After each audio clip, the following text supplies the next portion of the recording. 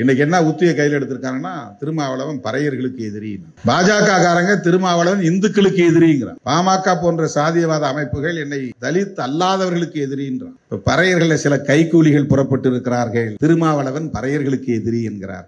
மதுரையிலே எனக்கு டிராப் போட்டாங்க, என்ன ஒரு சாதி வளையத்தில் கொண்டு போய் அடைக்கணும். எப்போ எனக்கு ஒண்ணுமே தெரியாத காலத்துல அங்கே இருக்கிற அரசியல் என்னை ஒரு சாதி அடையாளத்துக்குள்ளே முடக்க பார்த்தது. அதிலிருந்து தப்பித்த ஒரே நபர் நானாகத்தான் இருக்க முடியும். Dacoity case, theft case, robbery case, blade போடுற கேஸ், இந்த மாதிரி வழக்குகளில் சம்பந்தப்பட்ட கும்பலை உயர்த்தி பிடிக்கிறார், கலாய்க்கிறாங்களாம், திட்டுறாங்களாம். அவனுங்க பேசி விடுதலை சிறுத்தைகள் கட்சியை பலவீனப்படுத்த போகிறார்கள். இதெல்லாம் பாஜக அரசு திட்டமிட்டு செய்கிற வேலை. இது எல்லாம் விஜய் பின்னால போறாங்க. என் தலைமையை ஏற்றுக்கொண்டு சாதி ஒழிப்பு அரசியலை உள்வாங்கி கொண்ட ஒரே ஒரு சிறுத்தை கூட வெளியேற மாட்டார். விஜயகாந்த் வந்தப்ப அப்படிதான் ஒரு பேனிக், ஒரு பயத்தை உண்டாக்குனாங்க. மருத்துவர் ராமதாஸ் அவர்களே இடத்துல சொன்னார், உங்க பசங்களும் எங்க பசங்களும் தான் போறாங்க, போறவன் போட்டு அதெல்லாம் ஃபில்டர் ஆகிறது நல்லதுதான் அப்படின்னு. அந்த மாதிரி மிதந்துகிட்டு இருக்கிறவங்க நம்ம கூட இருக்க வேண்டிய அவசியமே இல்லை. திமுகவுக்கு முட்டு கொடுங்க, முட்டு கொடுக்குற என்ன அர்த்தம் தெரியுமா? ஒன்னு சாஞ்சி போகாம இருக்கிறது தான் முட்டு கொடுக்கணும். இப்ப திமுக சாயிற நிலையில இருக்கா, அது ஆளுங்கட்சியா இருக்கு. அதே அயோக்கியத்தனமான ஒரு உரையாடல் இல்ல, அது அவதூறே லாஜிக்கா இல்லையா? 2 சீட்டு 3 சீட்டு அதை நாள முடியும், நீ ஏன் கவலைப்படுற? உனக்கு என்ன கவலை? 10 சீட்டு கொடுக்குற இடத்துக்கு போனா சரியாயிருமா? அது 10 சீட்டு ஒருத்தன் கொடுத்துறான், 15 சீட்டு கொடுக்குறான், உடனே ஆட்சி பிடிச்சிட முடியுமா? கருணாநிதி தான் காரணம், கருணாநிதி தான் காரணம், கருணாநிதி நினைச்சிருந்தா போரை நிறுத்தி இருக்க முடியும். இப்ப கருணாநிதி அவர்களை டிஃபெண்ட் பண்ணணும் அப்படிங்கிறது நம்ம நோக்கம் இல்ல. அது நீ பேசுற அரசியலே தப்புடான்னு நாம சொல்றோம். கேட்கிறவன் கேனைன்றதுனால எரும மாடி ஏரோப்ளேன் ஓட்டுதுன்னு சில பேர் கதையை கட்டி விட்டு இருக்காங்க. நான் முதலமைச்சரானால் காவல்துறையை அனுப்பி ஈழத்தை மீட்டு கொடுப்பேன்னா, இது அந்த மக்களை கேட்கறன எவ்வளவு முட்டாளா நீங்க நினைக்கிறீங்க? ரெட்டமலை சீனிவாசன் தலைவரா, அம்பேத்கர் வழிகாட்டியா? என்ன பம்மாத்து வேலை இது? அது என்னது ரெட்டமலை சீனிவாசன் தலைவர்? ரெட்டமலை சீனிவாசனே தன்னுடைய தலைவராக ஏற்றுக்கொண்டவர் புரட்சியாளர் அம்பேத்கர் அவர்கள். வயதில இளைய அம்பேத்கரையே தன்னுடைய தலைவராக ஏற்றுக்கொண்டவர் தாத்தா ரெட்டமலை சீனிவாசன். செப்டம்பர் 26 திலீபன் நினைவு நாள். தமிழர் வரலாற்றில் மறக்க இயலாத ஒரு மகத்தான ஈகத்தை செய்து நிலையான இடத்தை பிடித்திருக்கிற ஒரு மகத்தான போராளி திலீபன்.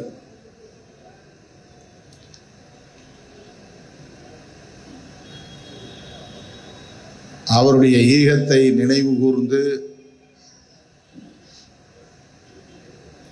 நம்முடைய அரசியல் பயணத்தை முன்னெடுத்து செல்ல வேண்டியது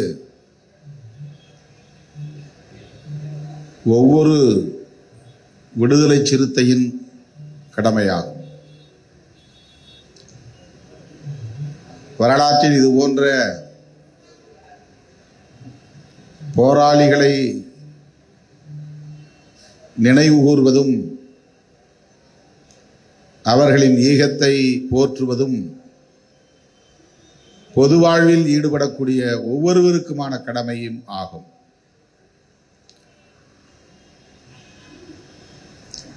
ஈழத்தமிழர் விடுதலைக்கான அரசியல்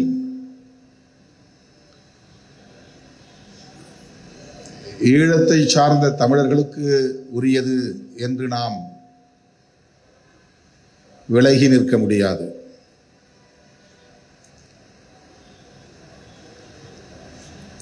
ஒட்டுமொத்த தமிழ் சமூகத்தின் அரசியல் அது, ஒட்டுமொத்த தமிழர்களின் வரலாறு அது, ஒட்டுமொத்த தமிழ் சமூகத்தின் போராட்டம் அது. அந்த புரிதலோடு தமிழீழ விடுதலைக்கான வரலாற்றை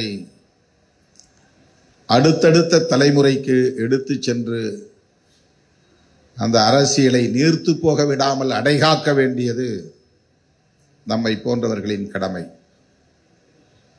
இது ஒரு சடங்கு போன்ற நிகழ்வு அல்ல.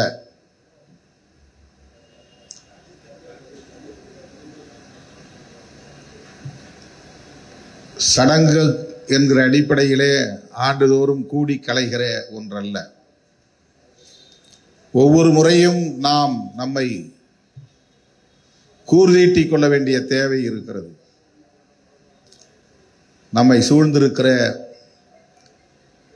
அரசியலால் நம்முடைய களங்கள் அவ்வப்போது மாறிக்கொண்டே இருக்கும். காலச்சூழலுக்கு ஏற்ப நாம் முதன்மைப்படுத்துகிற அரசியல் மாறிக்கொண்டே இருக்கும். ஆனால் ஈழ விடுதலைக்கான அரசியல் எப்போதும் நமக்கான செயல் திட்டங்களில் முதன்மையான செயல் திட்டங்களில் ஒன்றாக இருக்க வேண்டும்.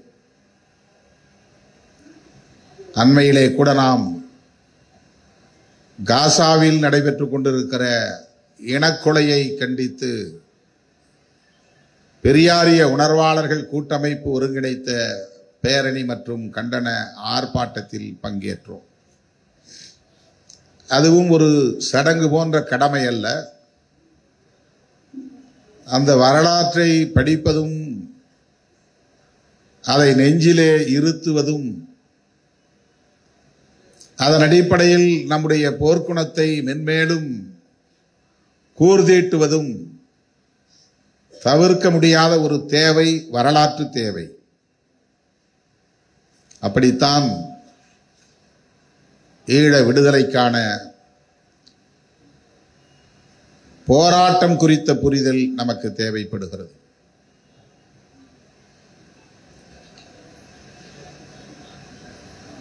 இங்கே நினைவு கூர்ந்தார்கள், மாணவ பருவத்திலிருந்து திருமாவளவன் இந்த களத்திலே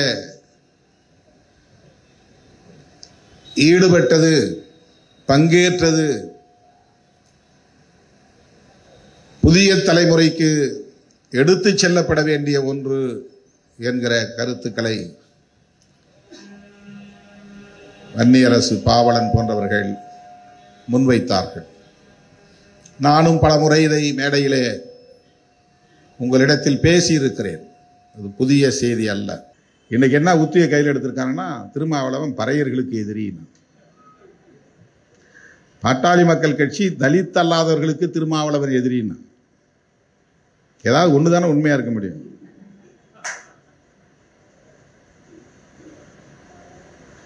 பாஜக காரங்க திருமாவளவன் இந்துக்களுக்கு எதிரிங்கிறான். இவன் முஸ்லிம்களோடும் கிறிஸ்தவர்களோடும் சேர்ந்துக்கிட்டு இந்துக்களுக்கு எதிராக பேசுறான். அவன் என்ன இந்துக்களின் எதிரிங்கிறான். பாமக போன்ற சாதியவாத அமைப்புகள் என்னை தலித் அல்லாதவர்களுக்கு எதிரின்றான்.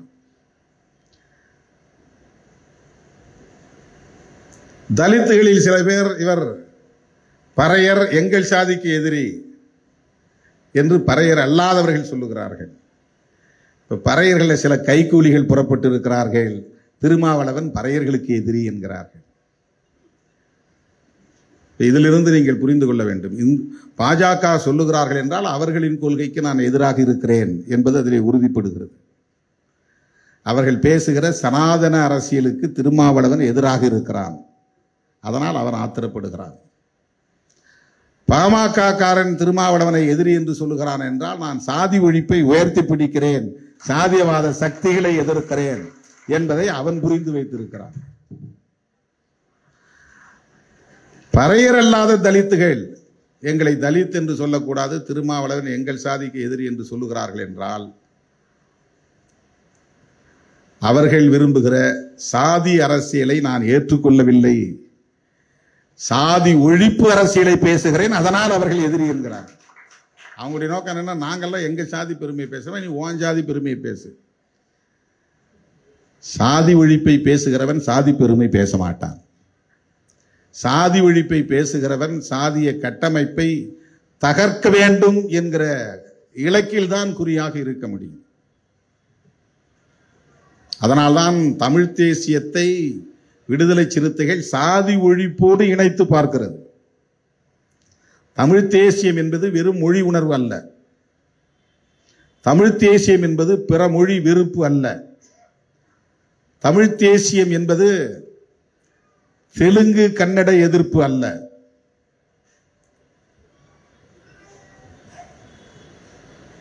தமிழ் தேசியம் என்பது இந்திய தேசியம் என்கிற கட்டமைப்புக்குள்ளே இருந்து நாங்கள் உங்களுக்கு கட்டுப்பட்டு இயங்க முடியாது. எங்களுக்கு ஒரு இறையாண்மை, மொழி சார்ந்த இறையாண்மை இருக்கிறது, இனம் சார்ந்த இறையாண்மை இருக்கிறது. அந்த தனித்துவத்தை ஒருபோதும் இழந்துவிட மாட்டோம்.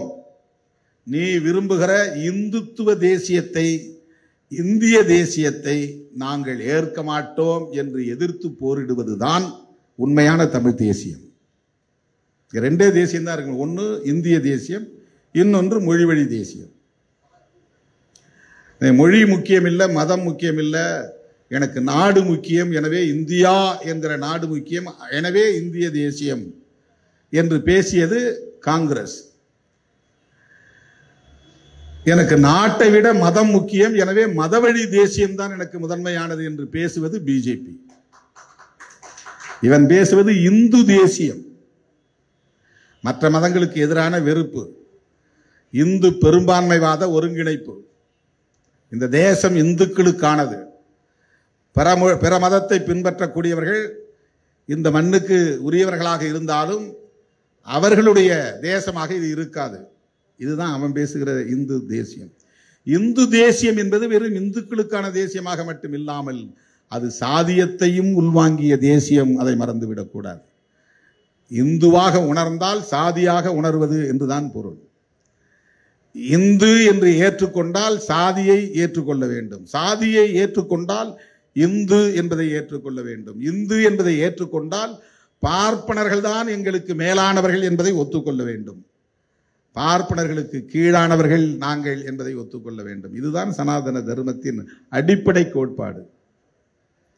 ஆகவேதான் அம்பேத்கர் எதிர்த்தார், பெரியார் எதிர்த்தார், மகாத்மா பூலே எதிர்த்தார், பசவண்ணா எதிர்த்தார், நாராயணகுரு எதிர்த்தார், ஐயா வைகுண்டர் எதிர்த்தார். இவங்கெல்லாம் இந்துன்னு சொன்னாலும் கூட ஒரு மதம் தான். நாராயணகுரு சொன்னது ஒரு மதம்னா அதுக்கு என்ன பொருள்னா, பல்வேறு மதங்கள் இந்து என்றும் முஸ்லிம் என்றும் மோதிக்கொள்ளக்கூடாது, மனிதநேயம்தான் ஒரே மதம் என்று சொன்னவர் நாராயணகுரு. ஒரு மதம் சொல்லிட்டா ஒரு சாதி தான். பல மதம் ஏற்றுக்கொண்டால் இந்து மதத்தை இன்னொரு மதமாக, பெரும்பான்மை மதமாக ஏற்றுக்கொள்ள வேண்டியிருக்கும். அப்படி ஏற்றுக்கொண்டால் அதில் உள்ள சாதிய கட்டமைப்பை ஏற்றுக்கொள்ள வேண்டியிருக்கும். சாதிய கட்டமைப்பை ஏற்றுக்கொண்டால் பார்ப்பனர்களே மேலானவர்கள் என்கிற கருத்தை, பிறப்பின் அடிப்படையில் உயர்வு தாழ்வு உண்டு என்கிற கருத்தை, அதன் அடிப்படையில் தீண்டாமை என்கிற கருத்தை, பாகுபாடு என்கிற கருத்தை, எல்லாவற்றையும் ஏற்றுக்கொள்ள நேரிடும். நாம புதுசா சொல்லல. இத பெரியார் சொன்னார், அம்பேத்கர் சொன்னார் என்பது நமக்கு முன்னால் இருக்கிற கோட்பாடுகள், அரசியல், வரலாறு. இதை பேசுவதால் பாஜக என்னை இந்துக்களின் எதிரி என்கிறார்கள். இதை ஒத்துக்கொள்ளாததால் இந்த ஒடுக்கப்பட்ட சமூகத்தில் இருப்பவர்களே என்னை நீயும் ஒரு சாதி அடையாளத்தோடு வா என்று சொல்லுகிற வகையிலே என்னை எதிரி என்கிறார்கள். இப்போது இவனை ஒண்ணுமே பண்ண முடியல, உங்க ஆள்ல இருந்தே ஒரு ஆளை உருவாக்குறோம், பல பேரை உருவாக்குகிறோம் என்று சில கைக்கூலிகளை பிடித்து பேச வைக்கிறார்கள். இப்ப பறையர்களின் எதிரின்னு கொண்டு வந்து நிறுத்துறான். ஏன்னா இல்ல இல்ல நானும் பறையன் அப்படின்னு திருமாவளவனும் சொல்ல வைக்கணும். எனக்கு பறையர் பெருமை உண்டு அப்படின்னு திருமாவளவனும் சொல்ல வைக்கணும். இதுதான் அவங்களுடைய சூழ்ச்சி, இதுதான் அவங்களுடைய சூது. மதுரையிலே எனக்கு டிராப்பு போட்டாங்க, என்னை ஒரு சாதி வளையத்தில் கொண்டு போய் அடைக்கணும். எப்போ எனக்கு ஒன்றுமே தெரியாத காலத்தில் 90களின் தொடக்கத்தில் மதுரையில் போய் நான் இறங்கினப்போ தான் எனக்கு இப்படியெல்லாம் இந்த ஒடுக்கப்பட்ட சமூகத்துக்குள்ள பிரிவு இருக்கிறது, பிளவு இருக்கிறது, வேறுபாடு இருக்கிறது, பிரச்சனைகள் இருக்கிறது என்பது எனக்கு எதுவுமே தெரியாது. அங்கே இருக்கிற அரசியல் என்னை ஒரு சாதி அடையாளத்துக்குள்ளே முடக்க பார்த்தது. அதிலிருந்து தப்பித்த ஒரே நபர் நானாகத்தான் இருக்க முடியும். அந்த நாளிலிருந்து இந்த நாள் வரையில் உண்மையான அம்பேத்கரியவாதியாக சாதி ஒழிப்பு அரசியலே முதன்மையானது.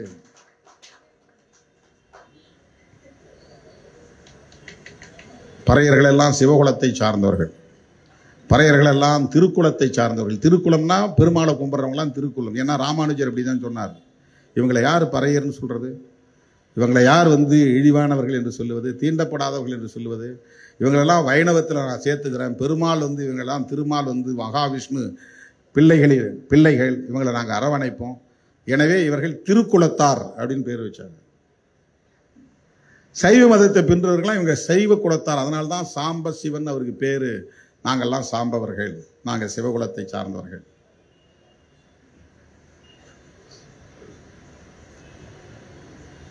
இந்த அரசியல் உன்னை சாதிக்குள்ளே கொண்டு போய் முடக்குகிற அரசியல், சாதி பெருமதத்திற்குள்ளே கொண்டு போய் முடக்குகிற அரசியல். சாதி பெருமதத்திற்குள்ளே முடங்கி போனால் சாதி ஒழிப்பை நீ பேச முடியாது. சில பேர் புறப்பட்டு இருக்கிறார், குடிப்பெருமையாம், சாதி பெருமை இல்லையாம். இது எவ்வளவு பெரிய அயோக்கியத்தனம் பாருங்க. இது என்ன அரசியல்? இது என்ன அரசியல்? இதுதான் பாஜகவுக்கு துணை போகிற அரசியல், RSSக்கு துணை போகிற அரசியல். என்றைக்காவது அவர்கள் சாதி ஒழிப்பை பற்றி பேசியிருக்கிறார்களா? பாஜகவை எதிர்த்து என்றைக்காவது அவர்களின் அரசியலை பேசியிருக்கிறார்களா? பாஜகவால் இந்த தேசத்திற்கு எந்த தீங்கும் இல்லையா? பாஜகவுக்கு தமிழ்நாட்டிலே பாஜக வளர்ந்தால் தமிழ்நாட்டிலே தீங்கு உருவாகாதா? மதத்தின் பெயரால், சாதியின் பெயரால் வன்முறைகள் தலை தூக்காதா? ஆணவ கொலைகள் பெருகாதா? அது ஆபத்தான கட்சியா இல்லையா? ஏன் அதை உங்களால் வரையறுத்து சொல்ல முடியவில்லை? திராவிட அரசியலை எதிர்க்கிறோம் என்பது ஒரு மடைமாற்று அரசியல். அது பெரியாருக்கு முன்னரே பண்டிதர் அயோத்திதாசர் பேசிய அரசியல் திராவிட அரசியல். இதை மறுக்க முடியுமா? பெரியாருக்கு முன்னர் பண்டிதர் அயோத்திதாசர் பேசவில்லை என்று சொல்ல முடியுமா? திராவிடத்தை எதிர்க்கிறோம் என்றால் நீங்கள் பண்டிதரை எதிர்க்கிறீர்கள் என்றுதான் நாங்கள் புரிந்து கொள்ள முடியும். திராவிடம் என்பது திமுகவுக்கு, திராவிடர் கழகத்திற்கு மட்டுமே உரிய கோட்பாடு அல்ல. ஒட்டுமொத்த இந்திய தேசமே திராவிடர்கள் நிறைந்த ஒரு தேசமாக இருந்தது என்று புரட்சியாளர் அம்பேத்கர் சொல்லுகிறார். அவர்களுக்கு பழைய பெயர் நாகர்கள் என்று அவர்தான் அடையாளப்படுத்துகிறார். நாகர்கள் என்பவர்கள் தான் திராவிடர்கள் என்றும் அழைக்கப்பெற்றார்கள். அந்த திராவிடர்கள் தான் இன்றைக்கு தமிழர்களாக அழைக்கப்படுகிறார்கள்.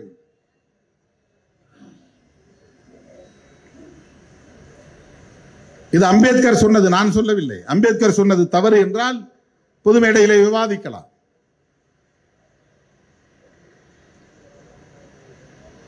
இப்போது அவர்கள் இந்த உதிரிகளை கையிலே வைத்துக் கொண்டு dacoity case, theft case, robbery case, blade போடுற கேஸு, இந்த மாதிரி வழக்குகளில் சம்பந்தப்பட்ட கும்பலை உயர்த்தி பிடிக்கிறார்கள். அந்த கும்பலை கூட வச்சுக்கிட்டு நம்மளை கலாய்க்கிறாங்களாம், திட்டுறாங்களாம். அவனுங்க பேசி விடுதலை சிறுத்தைகள் கட்சியை பலவீனப்படுத்த போகிறார்களாம். இதெல்லாம் பாஜக அரசு திட்டமிட்டு செய்கிற வேலை. இது அதற்கு சில பேர் துணை போகிறார்கள். இப்ப புதுசா இன்னொன்னு ஆரம்பிச்சிட்டாங்க, எல்லாம் விஜய் பின்னால போறாங்க. என் தலைமையை ஏற்றுக்கொண்டு சாதி ஒழிப்பு அரசியலை உள்வாங்கி கொண்ட ஒரே ஒரு சிறுத்தை கூட வெளியேற மாட்டான், ஒருபோதும் வெளியேற மாட்டான்.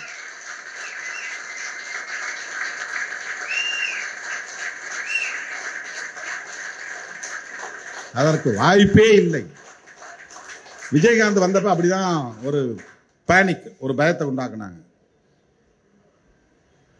மருத்துவர் ராமதாஸ் அவர்களே என்ன இடத்துல சொன்னார், உங்க பசங்களும் எங்க பசங்களும் தான் போறாங்க அப்படின்னாரு.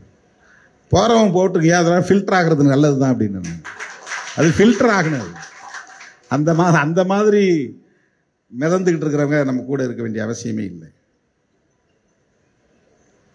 படையில் நன்றாக தேர்ச்சி பெற்றவர்கள் தான் இருக்கணும். அது படை. நாம் நடத்துறது படை, நாம் நடத்துவது படை, கொள்கை படை, கோட்பாட்டு படை.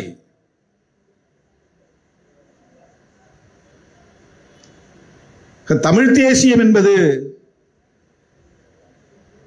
வெறும் மொழி உணர்வு அல்ல, இன உணர்வு அல்ல என்பதை அடிக்கடி நான் சொல்லி வருகிறேன். அந்த மொழி உணர்வு இன உணர்வாக மாறி இன உணர்வு இனவாதமாக மாறும். பார்க்கறவன் எல்லாம் இவன் தெலுங்க, இவன் கன்னடன் அப்படின்னு அப்படி அடையாளப்படுத்த வந்துடும். சாதியவாதிகளுக்கு இவன் என்ன சாதி, இவன் என்ன சாதி, இவன் நம்மாளா அப்படின்னே சிந்திச்சுட்டு இருப்பான். சாதியவாதிகளுக்கு சாதியவாதிகளுக்கு உள்ள சிந்தனையே ஒரு பைத்தியக்கார சிந்தனை. அது அவன் என்ன ஆளுன்னு கண்டுபிடிக்கிறதுக்கு அவன் போராடிக்கிட்டே இருப்பான். வெளிப்படையா பேச முடியாது. ஜனநாயகவாதிகளுக்கு அது பிரச்சனையே கிடையாது. நிறைய நாளாக என் கூட இருக்க யாருன்னே எனக்கு தெரியாது. பலமுறை பல பேரை அவங்களா வந்து ஏதாவது ஒரு சந்தர்ப்பத்தில் சொன்னாதான் தெரியும். அண்மையில் கூட ஒரு மேடையில் அவரோட விஜய் சங்கர் அவர்களை பற்றி தப்பாக ஒரு கருத்தை சொல்லிட்டேன். ஏன்னா அவர் யாருன்னு எனக்கு தெரியாது. அப்போ தோணிச்சு சொல்லிட்டேன் நான். அவர் யாருன்னு தெரியும். ஏன்னா நான் சாதியை பார்க்கறது கிடையாது. இந்த சாதியவாதிகளுக்கு எப்பவுமே சாதியை பார்த்துக்கிட்டே இருப்பாங்க. என்ன ஆளு இவன், என்ன ஆளு இவன், என்ன ஆளுன்னு. இந்த மதுரைக்கு போனப்போ தான் எனக்கு தெரியும். நீ ரைட்டா லெஃப்டான்னு கேட்டாங்க. முதல்ல எல்லா ஆறான்னாங்க. எள்ளுன்னா எள்ளு எள்ளு என்னைக்கு போடுறோம் எள்ளு அது. அப்புறம் பார்த்தா என்ன திடீர்னு கக்கனுக்கு சொந்தக்காரனாங்க. எனக்கு கக்கனுக்கு சம்பந்தமே இல்லையே, நான் எப்படி கக்கனுக்கு சொந்தக்காரன் ஆக முடியும்? எனக்கு தூக்கி வாரி போட்டுச்சு. கக்கனுக்கு சொந்தக்காரன் எனக்கு ஒன்றுமே புரியல. நான் மதுரைக்கு புதுசு. கக்கன் எப்போவே இறந்து போயிட்டாரு. இந்த சாதியவாத சிந்தனை எப்படியெல்லாம் பேச வைக்குது பாருங்க. ஜனநாயக சக்திகளுக்கு அந்த எண்ணமும் அந்த போராட்டமே இருக்க. இப்போ இந்த இனவாதம்ங்கிறது என்னன்னா, இவெல்லாம் தெலுங்க, இவெல்லாம் மலையாளி, இவெல்லாம் தமிழன், இது அடையாளம் காணணுமா வேண்டாமா, அது தப்பா அப்படின்னு ஒரு கேள்வி எழுப்புவாங்க. அது எங்க போய் முடியும்னா, இனவாதம் இன வெறுப்பிலே போய் முடியும். ஏன்னா தமிழனா ஒருங்கிணைக்கிறதுக்கு இன்னொரு இனத்தின் மீது வெறுப்பை விதைத்தால் தான் அதை ஒருங்கிணைக்க முடியும். ஏன் முஸ்லீம் வெறுப்பை விதைக்கிறான்னா அப்பதான் இந்துக்களை ஒருங்கிணைக்க முடியும். ஏன் கிறிஸ்தவ வெறுப்பை விதைக்கிறான்னா அப்பதான் வந்து இந்துக்களை ஒருங்கிணைக்க முடியும். இப்ப இந்துக்களே ஒன்று சேர்க்கணும்னா சேர மாட்டான். முஸ்லீம் படுறான் மதம் மாத்துறான், கிறிஸ்தவன் படுறான் மதம் மாத்துறான், இந்துக்களை எல்லாத்தையும் ஏமாத்தி கொண்டு போய் எல்லாத்தையும் அல்லேலூயா சொல்ல வைக்கிறான், தொப்பி போட வைக்கிறான். இவங்களால நம்ம மதம் அழிஞ்சிரும், நம்ம பெரும்பான்மையா இருக்கிறவங்க சிறுபான்மையா போயிரும். இதுதான் வெறுப்பு அரசியல். இந்த வெறுப்பு அரசியலுக்கு கொண்டு போய் விட்டுவிடும். இப்ப வெறுப்பு அரசியல் என்பது சகோதரத்துவத்தை பாதிக்கும். கொள்கை சார்ந்து ஒரு பகையை அடையாளம் காண்பதும் அதன் அடிப்படையில் அவர்களை அம்பலப்படுத்தி வீழ்த்துவதும் தான் ஜனநாயக அணுகுமுறை. அதுதான் ஜனநாயக அணுகுமுறை, டெமோக்ராட்டிக் அப்ரோச்.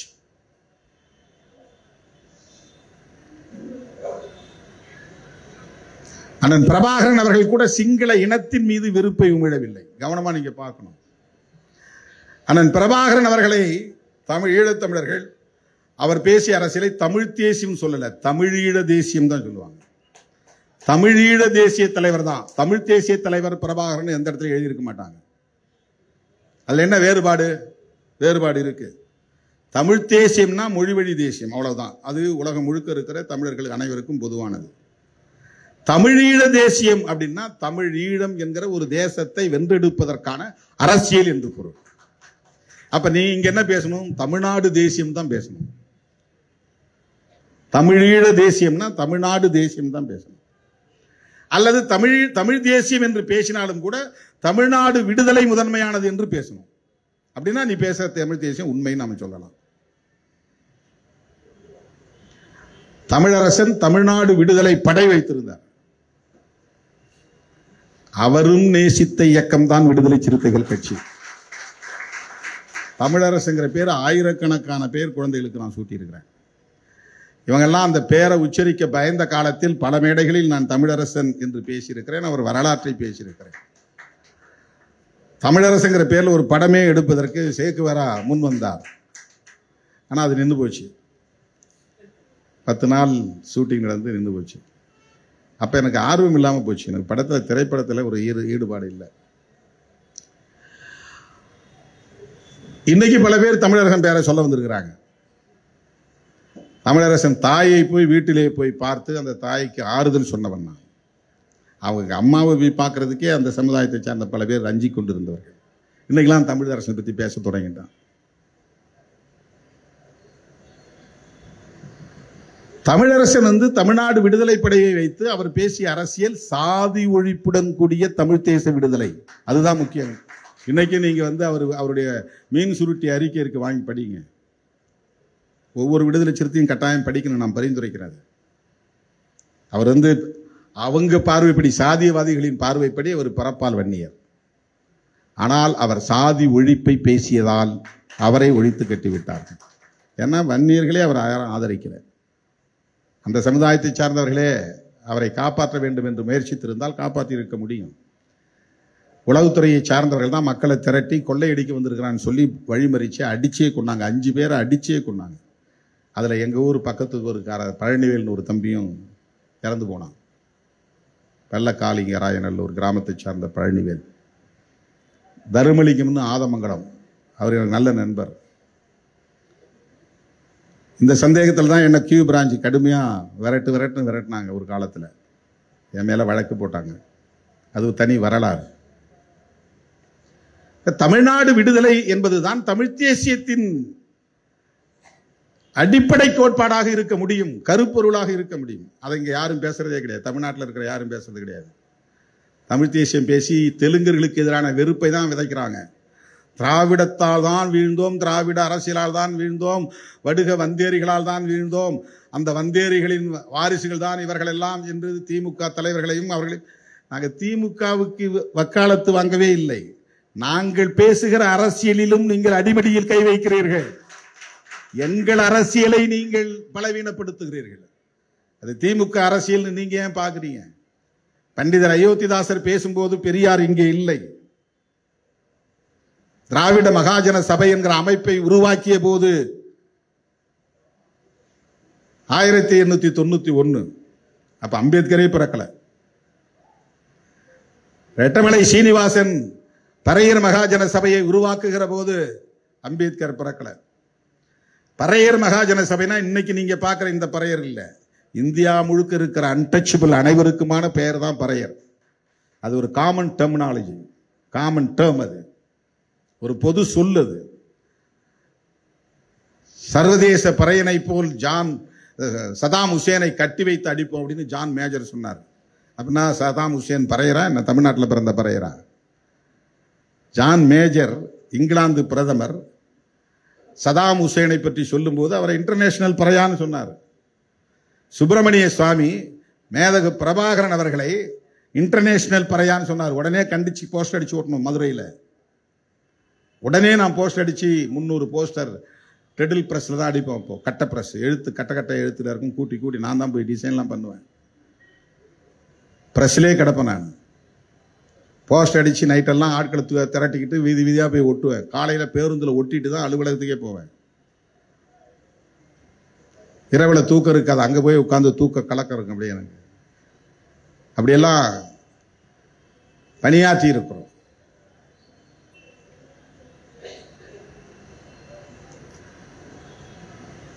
ஆகவே பறையர் என்கிற பெயரிலே இயக்கம் தொடங்கிய காலத்தில், திராவிடர் என்கிற பெயரில் இயக்கம் தொடங்கிய காலத்தில், திராவிடர் கழகம் என்கிற பெயரிலேயே இயக்கம் தொடங்கிய காலத்தில் இவர்கள் சொல்லுகிற பெரியார், அண்ணா, கலைஞர் போன்ற தலைவர்கள் இல்லை. இதை நீங்கள் வரலாற்றில் புரிந்து கொள்ள வேண்டும். ரெவரண்ட் ஜான் ரத்தினம்னு ஒருத்தர் இருந்தார், ஒரு பெரியவர், கிறிஸ்தவ மதத்தை சார்ந்தவர். அவர் உருவாக்கின இயக்கத்தின் பெயரே திராவிடர் கழகம். பெரியார் காங்கிரஸில் இருந்து வெளியேறி சுயமரியாதை இயக்கம் கண்டு பிறகு நீதி கட்சியிலே சேர்ந்து வெளியேறி 1944 தான் திராவிடர் கழகம்ங்கிற அமைப்பையே உருவாக்குறார். 1816 பண்டிதர் அயோத்திதாசர் காலமாகி விடுகிறார். ரெவரண்ட் ஜான் ரத்னா அதுக்கு முன்னாலேயே இந்த இயக்கத்தை தொடங்கிடுறார். பெரியார் 1873 தான் பிறக்கிறார். 879 973 இறக்கிறார். 879 தான் அவர் பிறக்கிறார். 91 அம்பேத்கர், அவர் 2 வயசு பெரியாருக்கு அவர் இளையவர். 91 ரெட்டமலை சீனிவாசன் 30-35 வயசு. அப்ப அவர் ஆதி திராவிடர்களுக்குன்னு பறையர் மகாஜன சபையை வச்சிருக்கிறார்.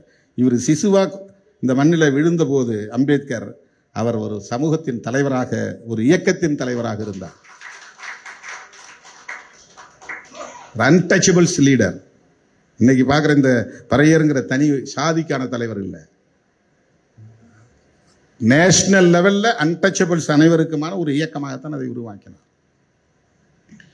ஆகவே திராவிடம் என்பதிலே ஒடுக்கப்பட்ட மக்களுக்கான பங்களிப்பு என்பது குறிப்பிடத்தக்கது, மகத்தானது. இதெல்லாம் புரிஞ்சு வச்சுக்கணும். நம்ம நீங்கெல்லாம் டிபேட்டுக்கு போறவங்க இதெல்லாம் புரிஞ்சு வச்சுக்கணும். உரையாடுகிற போது, சமூக ஊடகங்களிலே உரையாடுகிற போது இந்த அடிப்படை புரிதலோடு நீங்கள் உரையாட வேண்டும். ஏன் நாம பேசுறேன்னா, அவங்க சொல்ற மாதிரி திமுகவுக்கு முட்டு கொடுக்கணும். முட்டு கொடுக்குற என்ன அர்த்தம் தெரியுமா? ஒன்று சாஞ்சி போகாமல் இருக்கிறது தான் முட்டு கொடுக்கணும். இப்போ திமுக சாயிற நிலையில் இருக்கா? அது ஆளுங்கட்சியா இருக்கு. அதே அயோக்கியத்தனமான ஒரு உரையாடல் இல்லை. அந்த அவதூறே லாஜிக்கா இல்லையே. அது ஒரு லாஜிக் இருக்கணும்ல. ஒரு கட்சி பலவீனப்பட்டு அது சாஞ்சி விழ போற நிலைய ஒருத்த போய் இல்லை இல்லைன்னு தாக்கி பிடிச்சா அதுக்கு பேர் முட்டு கொடுக்கறது. ஒரு செவரு சாய போகுதுன்னா உடனே என்ன பண்ணுவான்? ரெண்டு தடியை கிடியை எடுத்துட்டு போய் வச்சு கல்ல வச்சு முட்டு கொடுப்பான், வீழ்ந்துடாம இருக்கிறது. எது வீழ போகிறதோ அது வீழாமல் இருக்க தடுப்பு நடவடிக்கையில் ஈடுபடுவதற்கு பெயர் தான் முட்டு கொடுத்தல். நான் எங்க கொள்கைக்காக போராடுகிறோம். நீ திமுக விமர்சனம் பண்ணுங்க, அவங்க உங்களுக்கு பதில் சொல்லுவாங்க. அவங்களுக்கு அந்த இன்ஃப்ராஸ்ட்ரக்சர் இருக்கு, அதுக்கான ஸ்ட்ரென்த் இருக்கு, வலிமை இருக்கு. அவங்களுக்கு டிஃபெண்ட் பண்ண வேண்டிய தேவை நமக்கு ஒன்றும் கிடையாது, அது அவசியமும் இல்லை. நான் பேசுகிற அரசியலை நீ நீர்த்து போக செய்கிறாய், நீர்த்து போக வைப்பதற்கு முயற்சிக்கிறாய். நான் எப்படி அரசியல் பேச முடியும்? சமூக நீதி அரசியல் என்பது விடுதலை சிறுத்தைகளுக்கான அரசியல். அது ஏன் நீ திமுகவுக்கு மட்டுமே உரிய அரசியலாக பார்க்கிறாய்? 2 சீட்டு 3 சீட்டு இல்லை, அதை நான்ல முடியும்னு நீ ஏன் கவலைப்படுற? உனக்கு என்னப்பா கவலை? உனக்கு என்ன கவலை?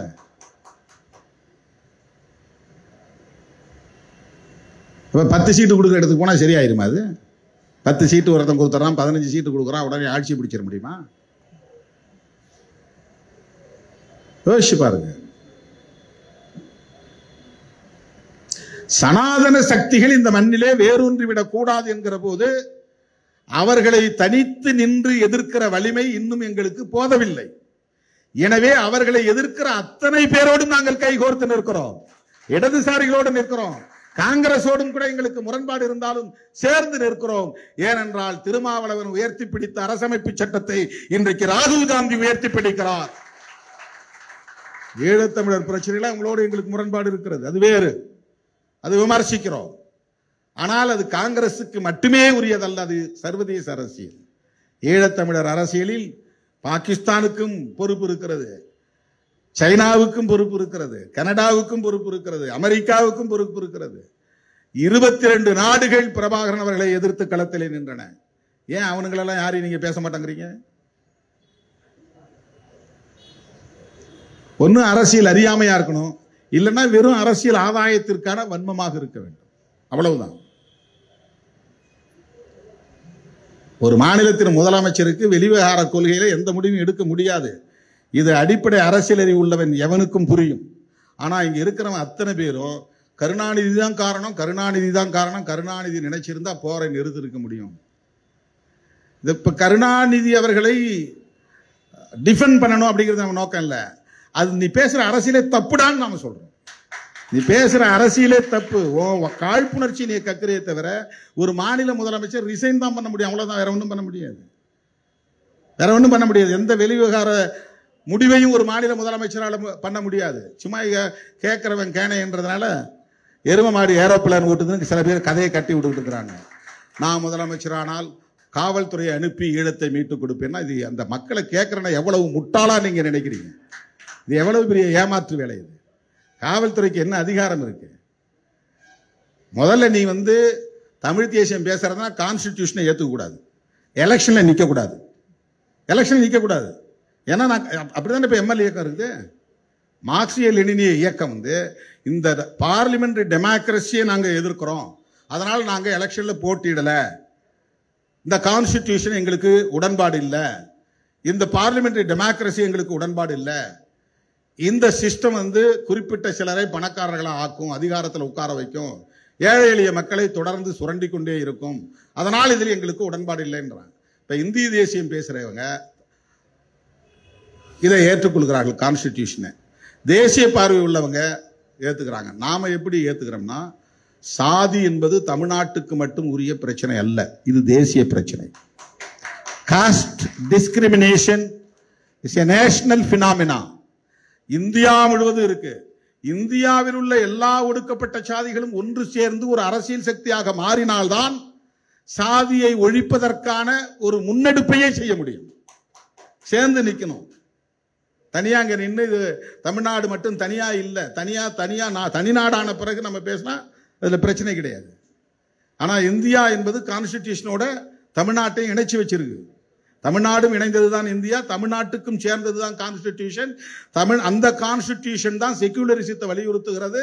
அந்த கான்ஸ்டிடியூஷன் தான் சாதியை ஒழிப்பதற்கு அடித்தளம் அமைத்திருக்கிறது. எனவே நான் கான்ஸ்டிடியூஷனை ஏற்றுக்கொண்டிருக்கிறேன். ஆனாலும் தமிழர் என்கிற ஒரு இனம், பாரம்பரியம் உள்ள ஒரு இனம், அறிவு சார்ந்த ஒரு பேரினம், அதன் தனித்தன்மையை இழந்துவிடக் கூடாது என்பதற்காக நீட்டை எதிர்க்கிறோம், இந்தி திணிப்பை எதிர்க்கிறோம், வடவர் ஆதிக்கத்தை எதிர்க்கிறோம், சமஸ்கிருதமயமாதலை எதிர்க்கிறோம். அந்த அடிப்படையிலான ஒரு தேசிய உணர்வை, தமிழ் தேசிய உணர்வை நாங்கள் மொழி அடிப்படையிலான ஒரு பார்வையில் அதை அணுகுகிறோம், அவ்வளவுதான். இதுல எந்த முரண்பாடும் கிடையாது.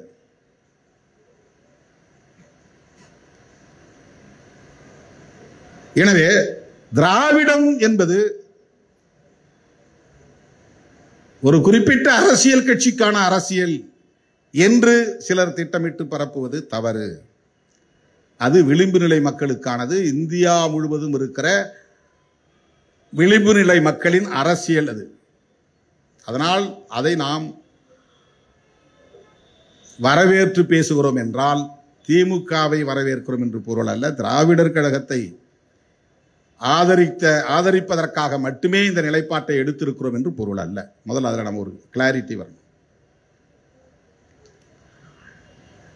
தமிழீழ தேசிய தலைவர் அப்படின்னு சொல்லுவதன் மூலம் தமிழீழம்ங்கிற ஒரு நிலம் வேண்டும், ஒரு நாடு வேண்டும், ஒரு தேசம் வேண்டும், அதை நிர்மாணிப்பதற்கான ஒரு தலைவர் தோன்றினார். அவர்தான் மேதகு பிரபாகரன் அவர்கள். அப்ப தமிழ்நாட்டுக்குள்ள தமிழ்நாடு தேசிய தலைவர், தேசியம் அப்படின்னு பேசுறதுக்கு ஆள் இருக்கான்னா கிடையாது. அப்படி பேசினவர் தமிழரசன் ஒருத்தர் மட்டும்தான்.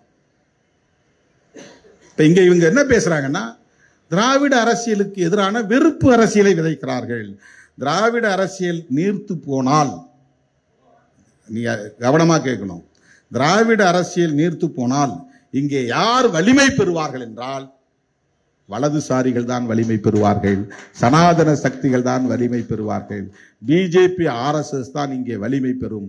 இந்த தேர்தல் அவன் ஆட்சிக்கு வரமாட்டான். ஆனா இந்த தேர்தலில் அந்த கட்சி அதிமுகவை பலவீனப்படுத்தி 2வது இடத்திற்கு வருவதற்கான முயற்சியை செய்கிறது. அதை மறந்து விடக்கூடாது. அதுக்கப்புறம் இங்க பாலிடிக்ஸ், பைபோலர் பாலிடிக்ஸ் எப்படி மாறும்னா, ஒரு திராவிட கட்சி அது திமுக, இன்னொன்னு பிஜேபி, இப்படிதான் அரசியல் போகும். இப்ப திமுகவை பலவீனப்படுத்துவதற்கு இவங்க இறக்கி விட்ட ஆட்கள்லாம் சரியா இல்லைன்னு இப்ப புதிய ஆளையும் களத்தில் இறக்கி விட்டுருக்காங்க. இப்ப நம்ம ஏன் அவங்க மேல இந்த விமர்சனத்தை வைக்கிறோம்னா, கவலையில் இருந்துதான் நாடு என்ன நிலைக்கு ஆகிவிடும். இப்ப அவங்க இன்னைக்கே நாளைக்கே ரீப்ளேஸ் பண்றவங்களா இருந்தா ஓகே, டிஎம்கேவை மாத்திட்டு அவங்க ஆட்சிக்கு வரக்கூடிய சக்தி அவங்களுக்கு இருந்தா பிரச்சனை இல்லை, அவங்களால வர முடியாது. இப்ப அவங்க என்ன செய்ய போறாங்கன்னா, டிஎம்கே ஆட்சிக்கு வர விடாம தடுக்கணும், அதான் அவங்க நோக்கம். இப்ப டிஎம்கேங்கிற கட்சி ஆட்சிக்கு வருதுங்கிறது திமுகவுக்கு தானே நல்லது, திருமாவளவனுக்கு என்ன நல்லதுன்னு கேட்கலாம்.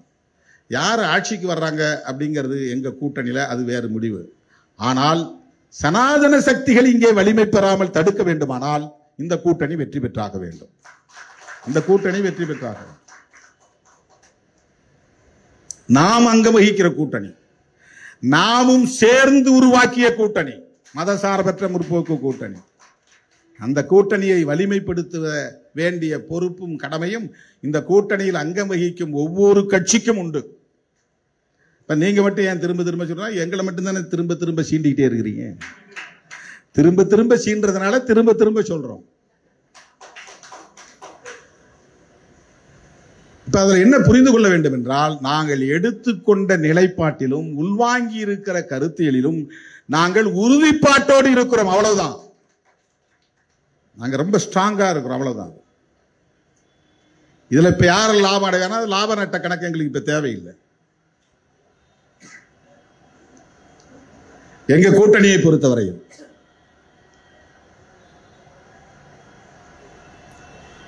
தொகுதிகளின் எண்ணிக்கையில் எங்களுக்கு நட்டம் ஏற்பட்டாலும், வெற்றி பெறக்கூடிய எண்ணிக்கையில் எங்களுக்கு நட்டம் ஏற்பட்டாலும், நாங்கள் பேசுகிற அரசியல் பாதுகாக்கப்படும். அதுதான் எங்களுடைய லாப கணக்கு. நாங்கள் பேசுகிற அரசியல் பாதுகாக்கப்பட வேண்டும். இப்ப யோசிச்சு பாருங்க. இப்ப திராவிட அரசியலை வீழ்த்துறாங்கன்னா அதுக்கு ரொம்ப சிம்பிளா, அது பெரியார் அரசியலை வீழ்த்துறதான பொருள். பெரியார் அரசியலை வீழ்த்தி விட்டால் நாம் என்ன அரசியல் பேசணும் சொல்லுங்க? என்ன அரசியல் பேச முடியும்? பெரியார் அரசியல் அம்பேத்கர் அரசியல் ஒண்ணுதான். இப்ப பெரியார் அரசியலை பேச முடியலன்னா அம்பேத்கர் அரசியலை பேச முடியாது. ரெட்டமலை சீனிவாசன் தலைவரா, அம்பேத்கர் வழிகாட்டியான். என்ன பம்மாத்து வேலை இது? அது என்னது ரெட்டமலை சீனிவாசன் தலைவர்? ரெட்டமலை சீனிவாசனே தன்னுடைய தலைவராக ஏற்றுக்கொண்டவர் புரட்சியாளர் அம்பேத்கர் அவர்கள். வயதில இளைய அம்பேத்கரையே தன்னுடைய தலைவராக ஏற்றுக்கொண்டவர் தாத்தா ரெட்டமலை சீனிவாசன். வட்டமேசை மாநாட்டின் போது அவரோடு அவர் உறவாடிய அந்த நிகழ்வுகளை உற்று நோக்கினால் தெரியும். பண்டிதருக்கு அவருக்கு இடையில பிரச்சனை ஏற்பட்டு வழக்கெல்லாம் தொடுத்து கோபித்துக் கொண்டு அவர் தென்னாப்பிரிக்காவுக்கு போய்விட்டார் ரெட்டமலை சீனிவாசன். பிறகு மறுபடியும் அவர் வந்து அம்பேத்கரோடு உறவாடுகிற போது அவர் புத்துணர்ச்சி பெற்று மீண்டும் வீரியத்தோடு பணியாற்றினார். அப்ப அவர் வந்து பறையர் மகாஜன சபையெல்லாம் நடத்தல, பறையன்கிற பேர்ல இதெல்லாம் நடத்தல, அதோட விட்டார். நமக்கு தலைவர் leader the great revolutionary doctor B.R. Ambedkar. புரட்சியாளர் அம்பேத்கர் அவர்களை தன்னுடைய தலைவர் என்று ஏற்றுக்கொண்ட ஒரு மாமேதை தான் ரெட்டமலை சீனிவாசன் அவர்கள். மா மனிதர் ரெட்டமலை சீனிவாசன் அவர்கள்.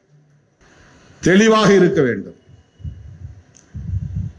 தீரத்தோடு போராடுகிற போர்க்குணத்தோடு களமாட வேண்டும். அதற்கு இப்படிப்பட்ட போராளிகளின் வரலாறு நமக்கு பெரும் உந்து ஆற்றலாக இருக்கும் என்பதை சொல்லி, இந்த மகத்தான ஈகத்தை செய்த போராளி தியாக தீபம் திலீபனுக்கு செம்மாந்த வீர வணக்கத்தை செலுத்தி முடிக்கிறேன். நன்றி, வணக்கம்.